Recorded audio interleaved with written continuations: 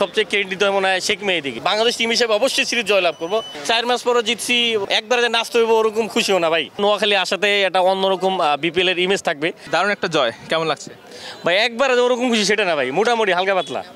কারণ মানে বড় টিমের সাথে জিতলে ফিলিংস আনন্দ অন্যরকম লাগে।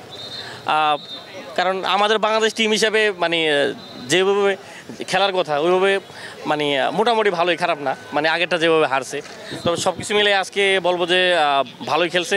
তবে সবচেয়ে ক্রেডিট দিতে হয় মনে হয় শেখ মেহেদীকে। শেখ মেহেদী যেখানে একটা সময় মনে হচ্ছে 200 রান হয়ে যাবে ওদের, সেখানে শেখ মেহেদী প্রথম ওভারে বেশি রান দিলেও পরবর্তী সময় ঘেটে 2-3 উইকেট নিয়ে নিলে এবং 4 ওভার 25 রান দিয়ে আপনার 3 উইকেট। সব কিছু বলবো শেখ মেহেদী খুবই অসাধারণ করছে, সিদ্ধান্ত ভালো ছিল শেখ মেহেদীকে নেওয়া। তারপর লিটন দা মনে হচ্ছে যে আগামীকালকে বিপিএলের জন্য তিনি মনে হচ্ছে যে কোটি টাকা দাম উঠে যে এরকম একটা অবস্থা। কারণ তিনি আজকে এই যে ইনিংসটা খেললেন ক্যাপ্টেন হিসাবে, সব দায়িত্ব নিয়ে খেললে, তারপরে পারভেজ ইমন খুব ভালো খেললো, সব কিছু মিলে খুবই ভালো। মানে এখন সাইফুদ্দিনের ফিনিশিং নিয়ে কি বলবো? সাইফুদ্দিন ফিনিশিং নিয়ে খুবই ভালো, একটু ব্যাটিংয়ের বোলিংয়ের রান বেশি দিল, কিন্তু ফিনিশিংটা ভালো ছিল দুজনে, শেখ মেহেদী সাইফুদ্দিনের। মানে অনেক দিন পরে দেখলাম একটা ফিনিশিং দিল সাইফুদ্দিন, খুব ভালো ছিল। সিরিজটা কি আমাদের হচ্ছে?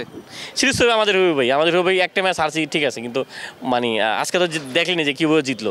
তবে মনে হচ্ছিলো যেন 15-16 ওভারে ম্যাচ জিতে যাবো, যেভাবে লিটন দা ব্যাটিং করতেছিল, লিটন দা আউট হয়ে যাওয়ার পর একটু স্লো হয়ে গেল, শেষ পর্যন্ত বাংলাদেশে জয় হলো। নুরুল হাসান সোহানের আউটের পর কি একটু ভয় লেগেছে কিনা যে ম্যাচটা হেরে যাচ্ছি?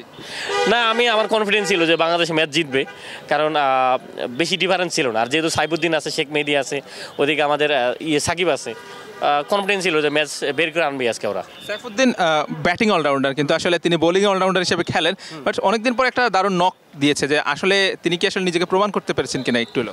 সাইফুদ্দিন অনেক সময় এরকম ম্যাচ খেলছে বিপিএলে, ঘরোয়া লিগে, তারপরে ন্যাশনাল টিমে। তো অনেকদিন পরে তার এটা পাওয়াতে আমরা একটু ভালো লাগলো যে অনেকদিন পরে সাইফুদ্দিনকে পাইলাম, এবং হয়তো বা সাইফুদ্দিনকে কন্টিনিউ করলে ভালো। কারণ বাংলাদেশে একজন পেসার অলরাউন্ডার আমাদের সাকিব আছে, তারপরে যে সাইফুদ্দিন, মনে হচ্ছে যে দুজনকে খেলানোর সিদ্ধান্ত ভালো ছিল। নোয়াখালী এক্সপ্রেস নামে একটা দল বিপিএলে আসছে, কেমন উন্মাদনা আপনি অনুভব করছেন? প্রচুর ক্রেজ দেখছি এখানে নোয়াখালীর। হ্যাঁ, তবে আমার মনে হয় যে এই নোয়াখালীর সাথে যদি কুমিল্লা থাকতো, কারণ যেভাবে তারা একটা বিভাগ নিয়ে আলোচনা, মানে তাদের ভিতরে একটা মনে হচ্ছে ভারত পাকিস্তানের ম্যাচের মতো একটা থাকতো, মানে মাঠের ভিতরে, এবং আরও প্রচুর দর্শক থাকতো। মানে কারণ নোয়াখালীও আসতো, কুমিল্লাও আসতো। আর যেহেতু নোয়াখালী কুমিল্লা খুব কাছাকাছি, আমার মনে হয় ক্রিকেটের জন্য ভালো হতো যদি কুমিল্লাকে পাওয়া যেত। আর বরিশাল তো এবার নাই। তবে আমার মনে হয় নোয়াখালী আসাতে একটা অন্যরকম বিপিএল এর ইমেজ থাকবে, কারণ যেখানে যাই সেখানে নোয়াখালী মানুষ বেশি। তা আমার মনে হয় খুব ভালো হইব। কি ভাই, তাতে কি নোয়াখালী নাকি ভাই? 4 ম্যাচ পরে জিতছি, একবারে যে নাচতে হইব ওরকম খুশিও না ভাই। কারণ আয়ারল্যান্ড মানে সাথে জিতে একবার বেশি খুশি সেটাও না। তবে জিতছে, ভালো হয়েছে। কারণ প্রথম ম্যাচটা আমাদের জেতার দরকার ছিল। আজকে মানে সব কিছু মিলে ভালো। তবে লিটন দা খুব ভালো রান করছে, সব কিছু বলবো যে শেখ মেহেদীকে দলে নেওয়াটা খুব ভালো সিদ্ধান্ত ছিল।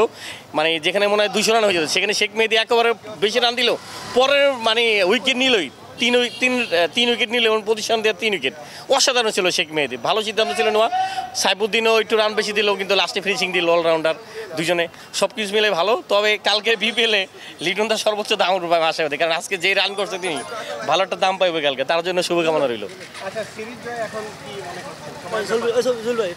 সিরিজ জয় তো ভাই বাংলাদেশ টিম হিসেবে অবশ্যই সিরিজ জয়লাভ করবো, অবশ্যই। মানে পরের ম্যাচে জিতবে বাংলাদেশ, এটাতে কোনো মানে নাই। আমি খুবই আশাবাদী। একটা ম্যাচ হারছে হয়তো বা, কিন্তু পরের ম্যাচে ঠিকই দেখবেন যে সিরিজ জয়লাভ করবো ভাই।